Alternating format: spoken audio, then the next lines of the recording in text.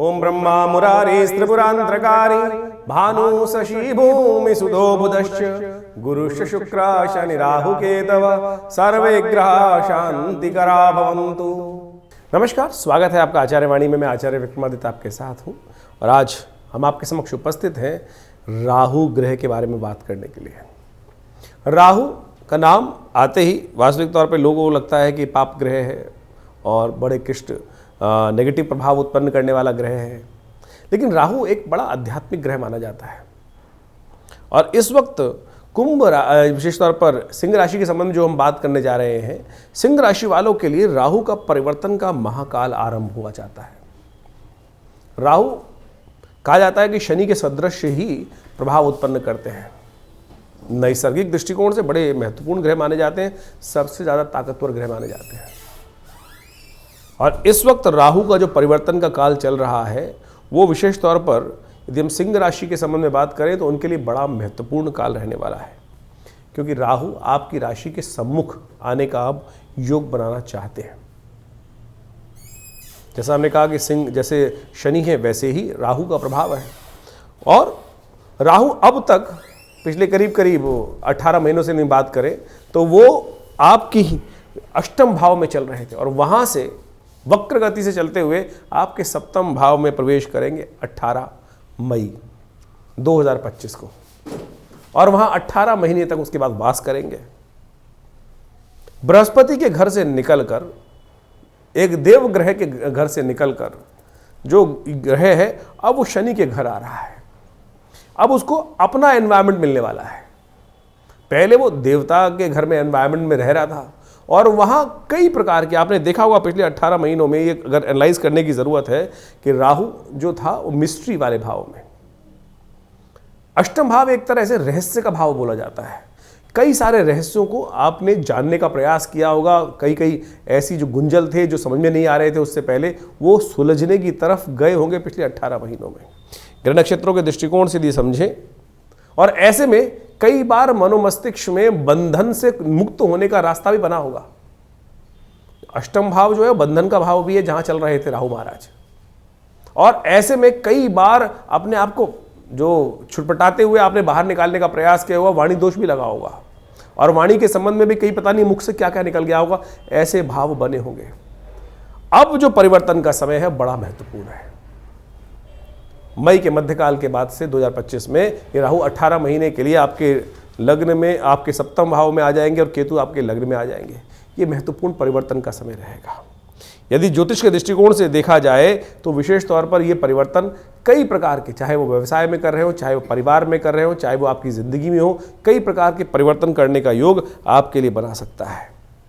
जो लोग व्यवसाय में हैं या कुछ ना कुछ व्यवसाय करना चाहते हैं, उनके लिए कुछ पार्टनरशिप, दोस्ती यारी में ऐसा कुछ दोस्त मेरा सहयोग प्राप्त करने के योग बना सकते। कई प्रकार से ये दुस्साहस भी करा सकता है। राहु बड़ा दुस्साहसी ग्रह माना जाता है। आमतौर पर ज्योतिष के दृष्टिकोण से देखा जाए तो राहु से ज्यादा दुस्साहसी ग्रह ज्योतिष के अंतर्गत किसी ग्रह की और प्रवृत्ति है नहीं इतनी बड़ी। राहु की उत्पत्ति ही दुस्साहस से हुई है। राहु ने अमृत पान प्राप्त करने के लिए भगवान से भी बैर कर लिया। बाकी किसी जब वहां पर राक्षस जो विद्यमान थे, अभी कथा हम सुनाएंगे उसके बारे में भी, उत्पत्ति से आपको समझ में आएगा। तो लेकिन ऐसे में आपको बड़ी सावधानी के साथ समझना पड़ेगा चीज़ों को कि राहु आपके सप्तम भाव में आकर, व्यवसाय जीवन साथी वाले भाव में आकर महत्वपूर्ण परिवर्तन की तरफ आपको प्रवृत्त करते दिखाई दे रहे। जो ऐसी चाहत जो विशेष तौर पर राहु का जो पदार्पण सप्तम भाव में हो रहा है, वो विशेष तौर पर ग्रहों का ऐसा योग बना रहा है जो आपके मनोमस्तिष्क में हर चीज में परिवर्तन करने के लिए आपको प्रेरित करेगा। ध्यान रखिएगा, ये प्रेरित जो हो, अगर अपनी लिमिट में रह के हो तो बहुत अच्छा है, लेकिन दुस्साहस करने का प्रयास मत कीजिएगा। जो व्यवसायी हैं उनको बड़े सावधानी के साथ कार्य करने की प्रयास करने की जरूरत दिखाई देती है। कुछ गलत बहम उत्पन्न करने वाले लोग आपके जीवन में आकर पदार्पण कर सकते हैं। पारिवारिक जीवन में भी कई बहम, कई जो ऐसे है, राहु का वर्ण जो है धूम्र वर्ण कहा जाए, धूम्र के समान होता है, अंधकारमय वर्ण है और ऐसे में संशय उत्पन्न, शंकाओं को उत्पन्न करने वाला ग्रह माना जाता है। तो व्यवसाय में, कार्य धंधे में, परिवार में बिना किसी कारण के कई बार राहु आपके आने वाले 18 महीनों में शंका उत्पन्न कर सकते हैं। परिवर्तन करने की चाहत बहुत जल्दी मन में उत्पन्न कर सकते हैं कि बदल दो, ये ठीक नहीं चल रहा है, इसको बदलने का प्रयास करो। देखिए, पुरानी कहावत है, धीरे धीरे रे मना धीरे सब कुछ होए, माली सींचे 100 घड़ा खुशहाली तब होए। तो धीरे धीरे परिवर्तन, प्रकृति जो है वो परिवर्तन की तरफ जाती है और पता भी नहीं चलता कि वो परिवर्तन जो है वो किस प्रकार से आपके जीवन में आ जाता है। स्वाभाविक परिवर्तन करना ही सबसे अच्छा माना जाता है। लेकिन एकदम ये जो राहु केतु का परिवर्तन जो अब होने जा रहा है वो आपके मनोमस्तिष्क में जबरदस्त परिवर्तन करने के भाव मन में उत्पन्न कर सकता है। साफ कर दो, हटा दो, ये बदल दो, ऐसा कर दो, वैसा कर दो। बहुत जल्दी जल्दी मनोमस्तिष्क में आपके चरित्र में ये परिवर्तन करने की चाहत जो है वो बार बार हिलोड़े लेती दिखाई देगी। और ऐसे में रिश्तों की भी कई जो नए संबंध स्थापित करने की बात हो रही है, जिनके विवाह इत्यादि के योग है, नए बिजनेस पार्टनर करना चाहते हैं, नए कार्य करना चाहते हैं, उसकी भी तीव्र इच्छा, बहुत जल्दी इच्छा मन में जागृत होती दिखाई देगी कि अब कुछ हो। और ये जो राहु केतु का परिवर्तन जब आपके राशि में होने के योग बनाएगा तो ये परिवर्तन की तरफ बहुत जल्दी, जैसा हमने कहा, प्रवृत्त करने के योग बना सकता है। ये जो परिवर्तन है वो विशेष तौर पर आपको दुस्साहस से बचने का प्रयास करना चाहिए। राहु का जो प्रवृत्ति है, जैसे हमने कहा कि वो दुस्साहसी प्रवृत्ति है। कहा जाता है कि जब सागर मंथन के उपरांत देवताओं और राक्षसों में, जब वो कथा के अनुसार से जो हम अभी समझाएंगे पूरी कथा को, वो जब राहु ने वहां बैठकर पंक्ति में जो अमृत पान करने का प्रयास किया, वो दुस्साहसी था। तो ऐसे में हमको अपने जीवन में दुस्साहस करने से बचने का प्रयास करना चाहिए, क्योंकि आपकी राशि के बिल्कुल सम्मुख राहु पदार्पण करते दिखाई दे रहे हैं।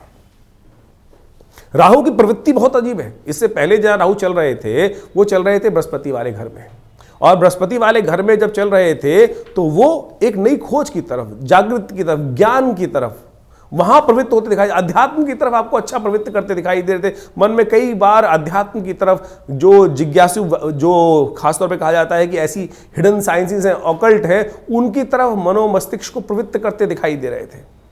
अब राहु आ रहे हैं मेटेरियलिस्टिक भाव में, राहु संसार की तरफ आ रहे हैं। सप्तम भाव एक तरह से युद्ध का भाव माना जाता है, अध्यात्म से हटकर एक जो संसार का प्रत्यक्ष भाव है वो माना जाता है, जीवन साथी का भाव माना जाता है, व्यवसाय का भाव माना जाता है।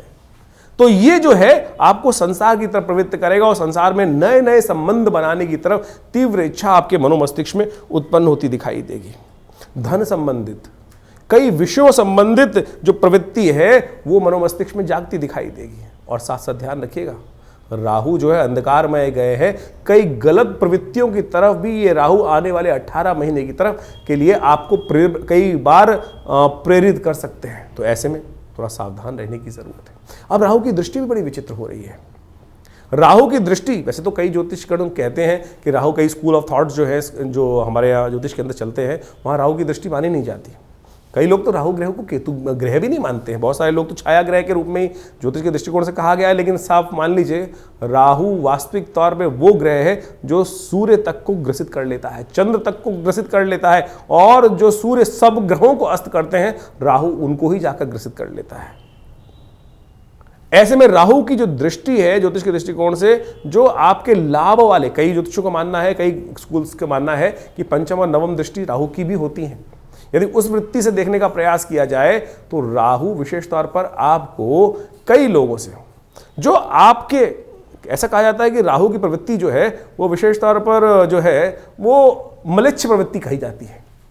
ऐसे में राहु जो है वो विशेष तौर पर आपके धर्म से बाहर के लोग जो हैं, आपके धर्म से, वर्ण से जो नीचे के वर्ण के लोग हैं, उनसे आपको लाभ देने की स्थिति पहुंचा सकता है। यानी आपको कई मार्ग से लाभ की स्थिति उत्पन्न कर, कई नई दोस्ती बनाता दिखाई देगा, कई नए रिश्ते डेवलप करता दिखाई देगा। बस ये ध्यान रखना है कि प्रवृत्ति नेगेटिव ना हो। गलत लोगों की संगत गलत ही नुकसान देती है। तो आपको ये राहु का जो ट्रांजिट है आपके लिए कई मामलों में बहुत जबरदस्त होने के योग दिखाई देते हैं। इसके कई उपाय आपको करने की जरूरत है। ऐसे में उसके नेगेटिव प्रभाव को शक्ति जरूर देगा। राहु जो है ना, वो जो विशेष तौर पर हमेशा बैक चलता है। और जब हम ज्योतिष सीखते थे तो हमारे को ये सिखाया जाता था कि जो राहु की प्रवृत्ति है वो विशेषतः जो आगे बढ़ने वाला गियर है, गाड़ी जो होती है वो चलती है, ठीक फ्रीक्वेंसी चलती है, लेकिन बैक गियर बहुत ताकतवर होता है गाड़ी का। वो गड्ढे से जब फंस जाए गाड़ी तो उसको निकालने के लिए सुंदर रास्ता बना देता है। तो ये राहु जो है बैक प्रवृत्ति से चलता हुआ, रिवर्स गियर में चलता हुआ आपके सप्तम भाव में आ रहा है, लग्न में केतु आ रहा है, तो बड़ी शक्ति के साथ आ रहा है। कुछ महत्वपूर्ण परिवर्तन करने का योग आने वाले 18 महीनों में आपके लिए बनने के तैयार है। कुछ खास उपाय हम आपको बताएंगे, वो अवश्य करने का प्रयास कीजिएगा। लेकिन पहले राहु की प्रवृत्ति कितनी जबरदस्त है, उसके लिए पौराणिक कथा जिस प्रकार से राहु की उत्पत्ति कथा समझाएगी, वो आपको अवश्य ध्यान करनी चाहिए, समझनी चाहिए, तब आपको वास्तविक तौर पर राहु की ताकत का पता चलेगा। कालगणना के अनुसार से हमारे पुराणों इत्यादियों में बहुत सारी कथाएं इंगित की गई हैं। राहु, जैसा हमने आपको बताया, एक बड़ा हठी ग्रह है।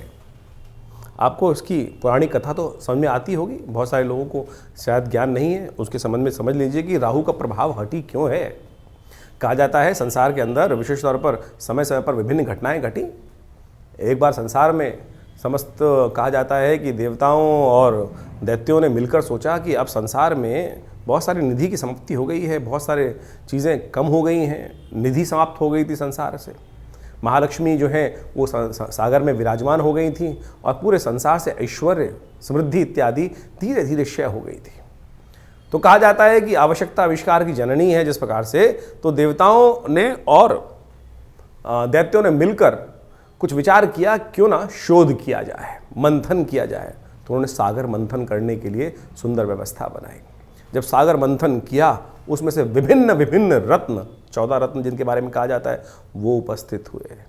महालक्ष्मी उपस्थित हुई, चंद्रमा उपस्थित हुए, ऐरावत हाथी उपस्थित हुआ, उच्च श्रवा घोड़ा उपस्थित हुआ, काल जो जहर था वो उपस्थित हुआ, और साथ साथ अमृत भी उपस्थित हुआ।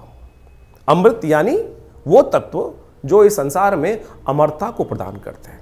हम सब मानव हैं और हम सब की इच्छा क्या होती है, किसी प्रकार भी संसार में मृत्यु लोक में आने के बाद जाए ना, अमृत तत्व तो किसी ना किसी प्रकार से मिल जाए। देवताओं और दैत्यों में भी यही बहस की मुद्दा बना। अमृत तत्व निकला जब मंथन से, रिसर्च करोगे तो कुछ ना कुछ, जब मंथन करोगे तो कुछ ना कुछ अमृत निकल के ही आएगा, कुछ ना कुछ लाभ प्राप्त तो होगा ही होगा। जैसे दूध को मथा जाए तो उसमें से मक्खन निकलेगा ही। हर एक की इच्छा होती है मक्खन को किसी प्रकार से उपयोग किया जाए, लेकिन जो ग्वाला होता है उसको निकाल कर बेच देता है, पैसा कमा लेता है उससे। उसी प्रकार से जब अमृत निकल कर आया तो अब देवताओं ने और दैत्यों में छीना झपटी शुरू हुई, और उस अमृत को प्राप्त करने के लिए कहा जाता है कि भगवान ने जब छुपा के बहुत दिन रखा गया, उसके बाद भी वो समाप्त नहीं हुआ द्वेष आपस में, तो भगवान नारायण उपस्थित होते हैं बीच में, और भगवान नारायण ने उपस्थित होकर सबको समझाया, देखो मैं बांटता हूँ, सबको इसको बांटने का प्रयास, सुंदर रूप से व्यवस्था बनाई, और मोहिनी रूप भगवान ने धरा और कहा, भगवान अब सोचे कि बहुत सारे लोग भ्रांति उत्पन्न कर सकते हैं कि मोहिनी रूप धर के तो एक तरह से छल किया गया है।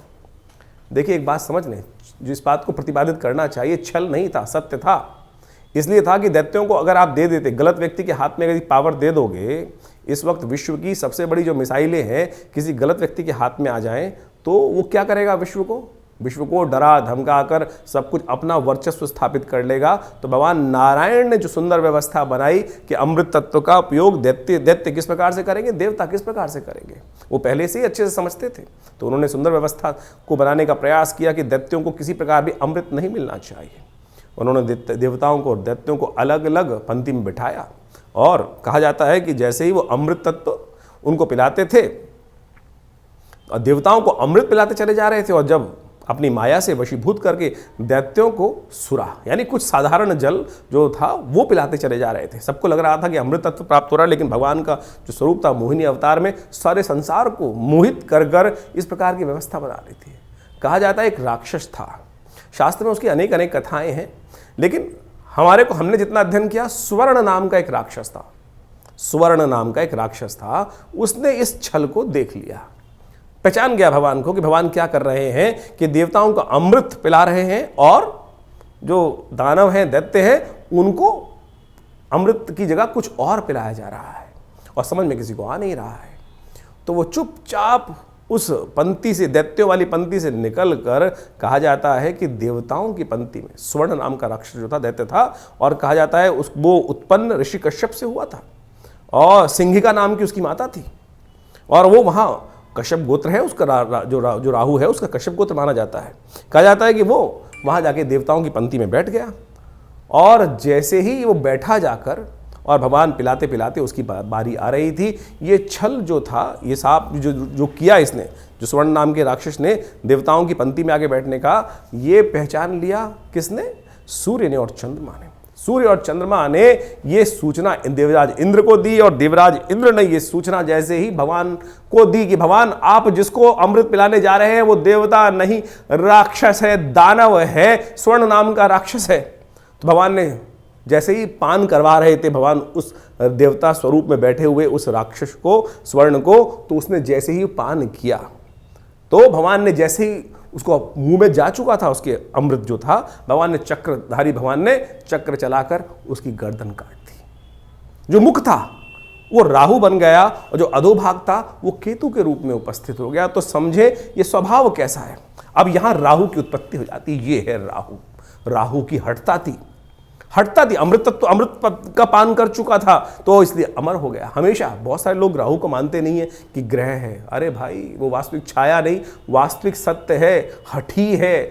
आपकी राशि में जिस प्रकार का प्रभाव उत्पन्न करेगा आपको समझना चाहिए। ये पुरानी कथाओं को आदि भौतिक आदि दैविक रूप से यदि आप उसको सत्य को समझ लें तो जीवन में उस वास्तविकता को क्या प्रभाव उसका होगा, यहीं से प्रभाव निकल कर आएगा। वो राहु का जो प्रभाव है छल रूप से करके, यानी क्या छला उसने?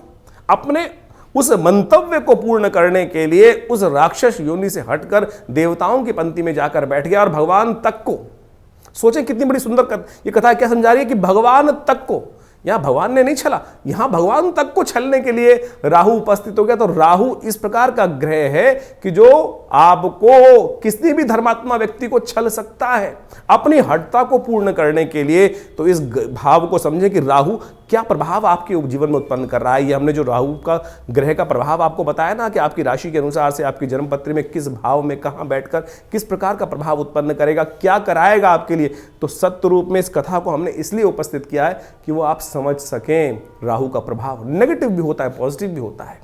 हर व्यक्ति के अनुसार से ऐसा नहीं है कि नेगेटिव ही होगा।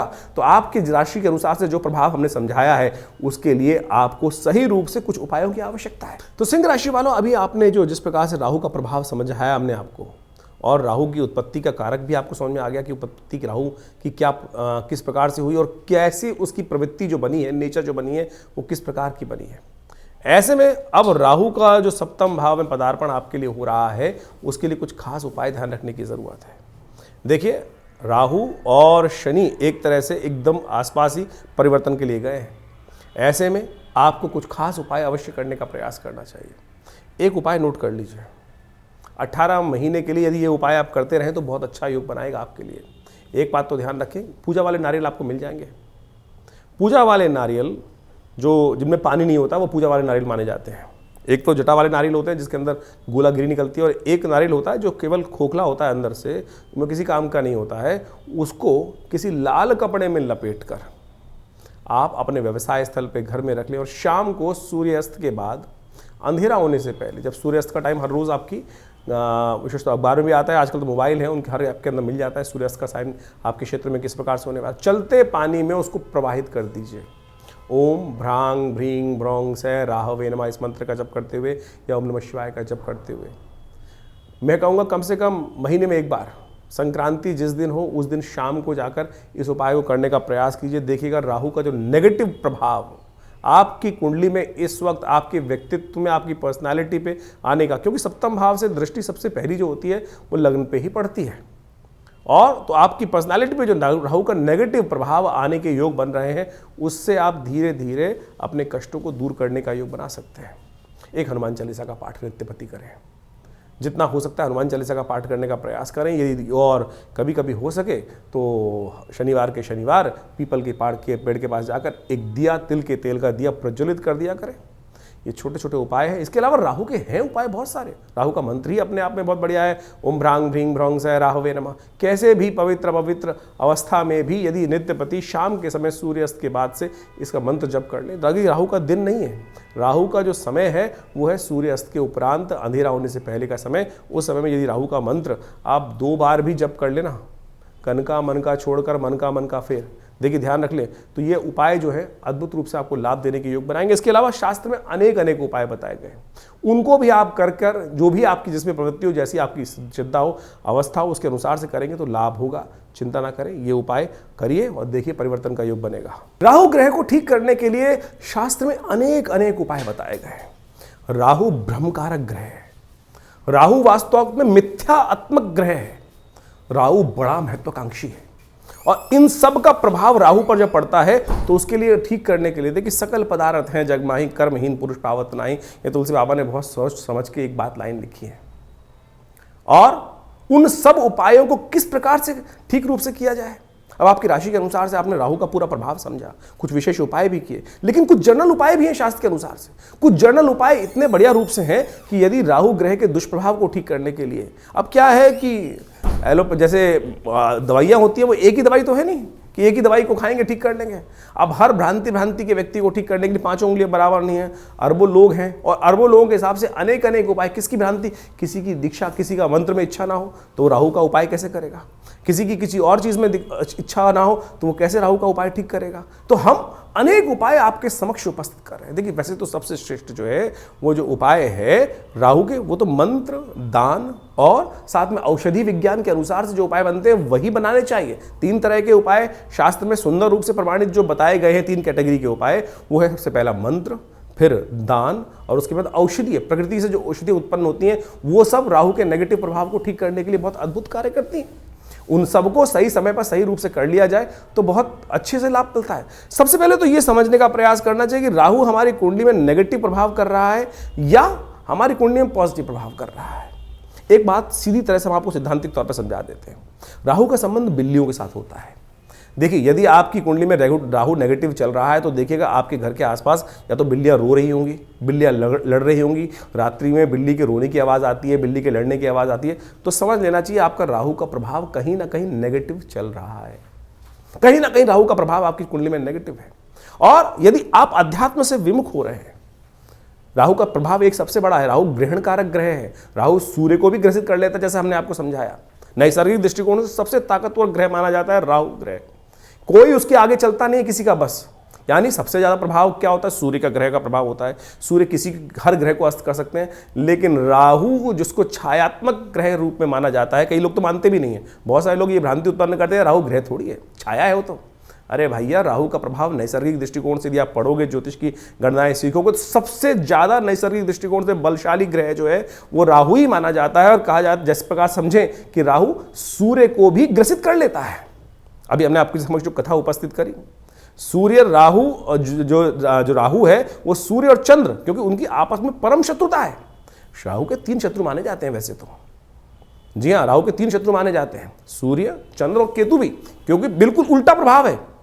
राहु के बिल्कुल स्वभाव से उल्टा प्रभाव है केतु की। हम कभी गणना करेंगे, बताएंगे आपको। लेकिन इस वक्त समझे कि जब राहु जो है सूर्य को ग्रसित कर लेता है, ग्रहण लगा देता है। जो सूर्य सबको अस्त करता है उसको अस्त कर देता है, फिर चंद्र ग्रहण लगा देता है, तो सबसे ज्यादा बलशाली ग्रह माना जाता है। तो इसका प्रभाव बिल्कुल अवश्य होता है हर व्यक्ति के ऊपर। तो इसके प्रभाव को ऐसा हल्का नहीं समझना चाहिए। तो इस प्रकार से बहुत सारे उपाय शास्त्र में वर्णित हैं, उनको हम आपके समक्ष रखने का प्रयास करते हैं। उनमें से अनेक उपाय शास्त्र के अनुसार से कर सकते हैं। अब ये बात समझे कि जो किस प्रकार से कब किया जाए उपाय। देखिए हर ग्रह का समय है, हर ग्रह की एक दिन माना जाता है। जैसे सूर्य का सूर्यवार संडे है, सूर्य रविवार उसको बोला जाता है, चंद्रमा का सोमवार है, मंगल का मंगलवार है। इसी प्रकार से अब राहु और केतु का कोई ग्रह तो है नहीं, कोई समय तो है, कोई दिन तो है नहीं। लेकिन राहु का जो समय है वो है प्रदोष काल, सायंकाल जो प्रदोष काल है। सूर्य अस्त जब हो जाते हैं, अंधेरा नहीं होता है, जो वो करीब करीब 2 घड़ी का आसपास का समय, 45 मिनट के आसपास का समय, वो राहु का वास्तविक समय माना जाता है, जिसको पक्की शाम बोला जाता है। तो ऐसा समय जो है वही प्रदोष काल है। इसलिए संबंध किससे निकला, शिव के साथ संबंध निकला। प्रदोष काल जो है सबसे श्रेष्ठ माना जाता है शिव के लिए, समस्त दोषों से रहित काल माना जाता है। और ऐसे में शिव के की आराधना, समस्त प्रकार के दोष जो है ना, ग्रहों के प्रभाव जो है वो त्रिपुरारी हर सकते हैं। तुलसी बाबा ने कहा है ना कि जो त्रिपुरारी हैं वही हमारे जो जीवन को शुभ कर सकते हैं, समस्त दोषों को हर सकते हैं। त्रिपुरारी भगवान शंकर जो हैं वही समस्त दोषों को हर सकते हैं। तो भगवान शंकर की समस्त प्रकार की आराधनाएं जो हैं वो राहु के नेगेटिव प्रभाव को दूर करती हैं। तो शाम के समय भगवान शिव का सुंदर रूप से अभिषेक करना, दूध से करना, जल से करना, घी से करना, शहद से करना, ओम नमः शिवाय का जप करना, बेलपत्र अर्पित करना, रुद्राभिषेक करना। उपयुक्त ब्राह्मणों के द्वारा जब राहु का नेगेटिव प्रभाव चल रहा हो तो क्या कर लें, सबसे पहले रुद्राभिषेक कर लें भगवान का। ये बड़े सुंदर रूप से कार्य कर सकता है। और साथ साथ क्या करें, ओम ओम भ्रांग भ्रींग भ्रौंग, जैसा हमने आपको बताया अभी कुछ देर पहले, ओम भ्रांग भ्रींग भ्रौंग से राहवे नमः, ये राहु का बहुत अच्छा मंत्र है, इसका जप कर लिया कीजिए। एक और राहु का उपाय प्रभाव बताए, राहु का मंत्र जप जो करें रुद्राक्ष की माला से कर सकते हैं, वो कोई दिक्कत नहीं है, लेकिन बड़े शुद्ध रूप से करें। बड़ा सीधा साधा मंत्र है, ओम भ्रांग भ्रींग भ्रौंग से राहवे नमः। एक काम और कर सकते हैं, जो पूजा वाले नारियल होते हैं ना, जब राहु का नेगेटिव प्रभाव किसी प्रकार भी ठीक ना हो रहा हो तो एक काले कपड़े में शनिवार के दिन रात्रि के समय शाम को जब सोए तो अपने सिराने 4 पूजा वाले नारियल काले कपड़े में लपेट के रख लें और सुबह किसी चलते पानी में उसको प्रवाहित कर दिया करें। ये राहु का बहुत अच्छा नेगेटिव प्रभाव को दूर करने के लिए अद्भुत उपाय है। और साथ साथ एक उपाय और हम बताने का प्रयास करें, मां दुर्गा की सुंदर आराधना भी राहु के नेगेटिव प्रभाव को ठीक करती है। एक बात और समझ लें, किसी प्रकार का तामसिक आहार, किसी प्रकार का गलत भावों में जाना, ये राहु के नेगेटिव प्रभाव को और बढ़ा देगा। राहु किसका प्रतीक है, अभी हमने आपको कथा समझाई, राहु जिद का प्रतीक है। अभी आपके मनोभाव में यदि जिद आ रही है तो यानी वो समझ लीजिए राहु नेगेटिव प्रभाव उत्पन्न कर रहा है, इतना हटी कि जाकर भगवान के उस छल को पहचानने के बाद उस भी अपनी हटता पे अड़ा रहा। देखिए सामने किससे लड़ने जा रहा था, एक साधारण राक्षस भगवान नारायण से लड़ने के लिए उपस्थित हो गया और उनके विमुख जाकर यानी अपनी हटता, अपने मंतव्य को पूर्ण करने के लिए इतना हटी राहु ग्रह है कि जाकर वहां बैठ जाता है। उसको पता था मेरा क्षय होना निश्चित है, लेकिन फिर भी दाव खेल जाता है। तो ऐसा हटी राहु ग्रह है, उसको ठीक करने के लिए गोमेद रत्न बड़ा अच्छा है। 8 रत्ती का गोमेद आप धारण कर सकते हैं, लेकिन शुद्ध रूप से मिल जाए। तो आज की तारीख में तो रत्नों का ऐसा हिसाब किताब हो गया है कि वो लैब में बनाकर लोग बेच देते हैं, फिर वो कल्चर्ड है तो क्या उत्पन्न करेंगे। इसके साथ साथ आप राहु का जो प्रभाव है वो भी उसको ठीक करने के लिए कार्य कर सकते हैं। आप एक काम कर सकते हैं, कोयला लेकर यदि शाम के समय चलते पानी में उसको प्रवाहित कर दीजिए, कभी कभी ये उपाय कर लिया कीजिए। मूली का दान करना भी राहु के लिए बड़ा अच्छा उपाय माना जाता है। एक उपाय और बताया आपको हम, बड़ा सुंदर उपाय है। देखिए राहु जो प्रभाव है ना वो भ्रम का प्रभाव है। भ्रम छाया कारक ग्रह है। राहु के उपाय को, राहु के नेगेटिव प्रभाव को ठीक करने के लिए काम कर सकते हैं आप नित्य प्रति। देखिए हमने जैसे कहा कि औषधि जो विज्ञान है वो बड़ा सुंदर है। अपने घर में गूगल की धूम्र उपस्थित किया करें। शाम के समय अवश्य काम करें कि एक कोयले का जो या लकड़ी का बना लीजिए कोयला, उसके अंदर हवन इत्यादि की सामग्री डालकर उस जो लकड़ी का कंडा है उसको रख लीजिए, या गोबर का जो विशेष तौर पर जो उपला बनाया जाता है उसमें आग लगाने के बाद उसके ऊपर थोड़ी सी गूगल अष्टगंध के अंदर आती है गूगल, एक पेड़ का गोंद होता है गूगल के पेड़ का, उसको डाल दिया जाए। ये बड़ा सुंदर प्रभाव है। राहु के नेगेटिव प्रभाव को धूम्र उपस्थित कर आप राहु के नेगेटिव प्रभाव को ठीक कर सकते हैं। राहु के विभिन्न कोण हैं। जो नैऋत्य कोण माना जाता है वो राहु का कोण माना जाता है। उस कोण को, घर को साफ रखने का प्रयास करें, गंदगी ना रखें उस कोण को। उस राहु जब नेगेटिव हो रहा होता है समझ लीजिए उस कोण में घर में नेगेटिव आनी शुरू हो जाती है। उस कोण में कम से कम जूते ना रखें, नैऋत्य कोण में जूते ना रखने का प्रयास करें, गंदा न रखने का प्रयास करें। और तो और समझे, राहु का नेगेटिव प्रभाव जब हो रहा हो, घर के दरवाजे जो है वो क्या होता है, आवाज करने लगते हैं, ची ची ची की आवाज आने लगती है, चिटकनी खराब होने लगती है, तो उनको ठीक रखने का प्रयास करें। ये सब वास्तु दृष्टिकोण से भी बड़ा सुंदर उपाय है। इनको रखने का प्रयास ठीक करेंगे तो बहुत सुंदर रूप से लाभ प्राप्त होगा। जो आपके घर में राहु क्या है, एक नेगेटिव ग्रह है और धूम्रात्मक ग्रह है, कोशिश ये करें आपके घर में गंदगी नहीं होनी चाहिए। जैसे आपके नहाने की जगह, स्नान करने की जगह है, वहाँ बहुत सारी, कई बार क्या होता है काई लगी है, कुछ लगी है, घर में बहुत सारी सीलन आई हुई है, तो समझ लीजिए राहु का नेगेटिव प्रभाव आपके जीवन में चल रहा है। उसको तुरंत ठीक करने का प्रयास करें। फटी हुई चप्पल पहन रखी है, ये राहु का नेगेटिव प्रभाव है। और अब क्या होता है कि व्यक्ति चलाए चले जाते दरिद्रता को पाल के रखते हैं, तो ऐसे में उनको ठीक करने का आपको प्रयास कर लेना चाहिए। यदि इन सब चीज़ों को हमने जो उपाय बताए उनको आप कर लें। राहु का यंत्र अपने आप में बहुत ज़बरदस्त चीज़ है। राहु के मंत्र से करीब करीब 18,000 मंत्र को जप करके ओम भ्रांग भ्रींग भ्रौंग से राहवे नमः, इस मंत्र से सिद्ध करा हुआ राहु का यंत्र आप स्थापित कर सकते हैं। ये 1.5 साल तक बिल्कुल रूप घर में रखें, उसका नेगेटिव प्रभाव यदि सही रूप से जप हुआ है। बहुत सारे लोग तो जप ही नहीं करते हैं, केवल लिया और आज की तारीख में बाजार में जितने मिल रहे हैं राहु के यंत्र के रूप में उपस्थित किया गया, वो केवल आकृति नहीं है, उसको जो जैसे आप मान के चले मूर्ति प्रतिष्ठा की जाती है मंदिर के अंदर, तो मूर्ति को प्रतिष्ठा करने के लिए एक पूरा विज्ञान है, उसके अनुसार से पूजा पाठ कर कर 10-12 दिन तक उसकी व्यवस्था की जाती है, तब प्रतिष्ठित होती है। उसी प्रकार से यंत्र भी प्रतिष्ठा करने की सुंदर व्यवस्था बनाई गई है शास्त्रों के अनुसार से, तब तो वो जागृत हुआ, नहीं तो केवल वो आकृति है, नहीं तो केवल वो कागज का टुकड़ा है या जिस पे भी बना हुआ है उसका टुकड़ा है। यदि सिद्ध राहु के यंत्र को स्थापित कर कर आप चांदी के पत्रे पर लगा रहे अपने घर के द्वार पर लगवा दें, तो राहु के नेगेटिव प्रभाव को ठीक करने के लिए बहुत सुंदर रूप से कष्ट का निवारण करने का योग बन जाता है। तो ये छोटे छोटे उपाय हम आपको बताने का प्रयास कर रहे हैं।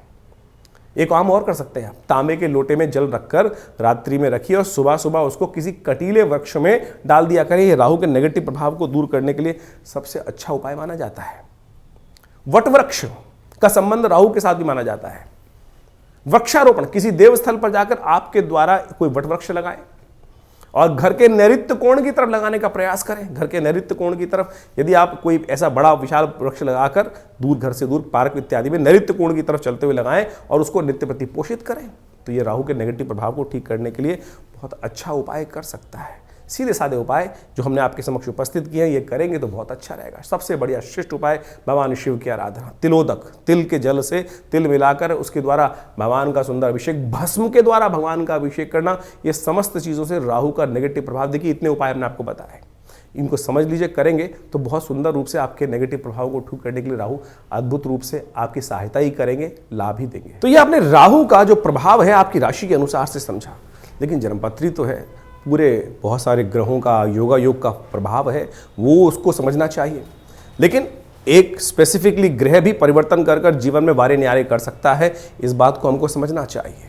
जन्मपत्री जो है बहुत ही वृहद वर्णन है ज्योतिष का, और उनमें अनेक योग आपकी जन्मपत्री में बने होते हैं, और जिनको विभिन्न शास्त्रों में पाराशर, जैमिन इत्यादि विभिन्न ऋषियों ने, विभिन्न संतों ने समय समय पर ज्योतिष के जो प्रकांड पंडित थे उन्होंने उपस्थित किया है। और उन सब ग्रहों की स्थिति को समझकर यदि उन ग्रहों की स्थिति को समझें और उनका प्रभाव समझें और उसका प्रभाव हमारे पर किस प्रकार का होने वाला है, हम जिस वक्त जन्म लिए हैं हमारे जन्मपत्री में जो ग्रहों का प्रभाव है वो किस प्रकार का है, यदि उसको सही समय पर समझ लिया जाए तो आने वाले समय को सही से समझकर जीवन के बहुत सारे कष्टों को दूर कर सकते हैं। कई बार क्या होता है कि जब भाग्य में बहुत कुछ कष्ट लिखा होता है तो हम सही जगह पहुंच नहीं पाते हैं। इसलिए भाग्य को, ज्योतिष विज्ञान जो है, ज्योतिष को विज्ञान कहा जाता है, ज्योतिष को शास्त्रों में जो विज्ञान की बात की गई है, देखिए सोचें कि आज नासा की जो गणनाएं हैं वही हमारे ज्योतिष शास्त्र की गणनाओं को बिल्कुल मैच करती हैं। चाहे वो ग्रहण का प्रभाव हो, चाहे वो ग्रहों की दूरी हो, चाहे वो ग्रहों की गति हो, चाहे वो ग्रहों का जिस प्रकार से अस्त होना, दिखाई देना, किस प्रकार का योगा योग बनना है, कब, आज नहीं 100 साल बाद का भी गणना ज्योतिष शास्त्र के अनुसार से बताई जा सकती है, और वो बिल्कुल एग्जैक्टली मॉडर्न एस्ट्रोनॉमी के पॉइंट ऑफ व्यू से बिल्कुल एग्जैक्ट बैठती हैं। तो आप इस बात को सत्य रूप में समझ लें कि ज्योतिष के प्रकांड पंडित जिन्होंने इस संपूर्ण ज्योतिष विज्ञान की संरचना अनादिकाल से करी, अनादिकाल से, कोई इसको गणना की जाए कि 100 साल, 500 साल पहले, 1000 साल पहले या 2000 साल पहले, नहीं, अनादिकाल से भारत के अंदर वेद विज्ञान के अनुसार से जो सृष्टि संवत लिखा गया वो करोड़ों में है, और उसके अनुसार समझ सकते हैं कि हमारी काल गणना बिल्कुल एग्जैक्ट कहाँ से रही। हम विकसित थे, विकसितता की तरफ चलते चले जा रहे हैं, और ज्योतिष की महत्ता इसी बात से प्रपूरित हो जाती है कि ज्योतिष की जो गणनाएं हैं वो बिल्कुल आज मॉडर्न साइंस के अनुसार से एग्जैक्ट बैठती हैं। तो इस बात को हमें ज्योतिष विज्ञान को समझना चाहिए और ग्रहों की गणना के अनुसार से चीज़ों को समझते हुए कार्य कर लेते हैं। बहुत सारे लोग विडंबनाएं मन में उत्पन्न कर सकते हैं कि सब बकवास है, कुछ नहीं है, क्या नहीं है। ऐसे तो मॉडर्न जो हेल्थ पॉइंट ऑफ व्यू से जो मॉडर्न विज्ञान है उसके अनुसार भी बहुत सारी चीज़ जंजाल बन जाती हैं, और लेकिन जब भाग्य होता है तो सही दिशा, सही डॉक्टर पे व्यक्ति पहुंच जाता है और उसके द्वारा बताए गए निदान को प्राप्त कर कर आरोग्यता प्राप्त कर लेता है। वही ज्योतिष विज्ञान है कि सही समय पर हमें सही समय की चाल समझ में आ जाए और उसका प्रभाव हमारे जीवन पे किस प्रकार का प्रभाव होने वाला है वो समझ में आ जाए, तो हम जीवन के वारे कष्टों को दूर कर सकते हैं, वारे न्यारे कर सकते हैं। तो इसलिए अपनी ज्वरम पत्री को समय समय पर दिखाते रहना चाहिए। ये जो हम लगातार संवाद आपके समक्ष अपने चैनल के माध्यम से उपस्थित करते रहते हैं, बताते रहते हैं ग्रह गणनाओं के बारे में। अब देखिए यहाँ पर तो राशि के अनुसार ही बताना पड़ेगा, यहाँ तो ग्रहों की चाल के अनुसार ही बताना पड़ेगा। क्यों? क्योंकि अरबों लोग हैं संसार के अंदर, हर एक का भाग्य अलग है।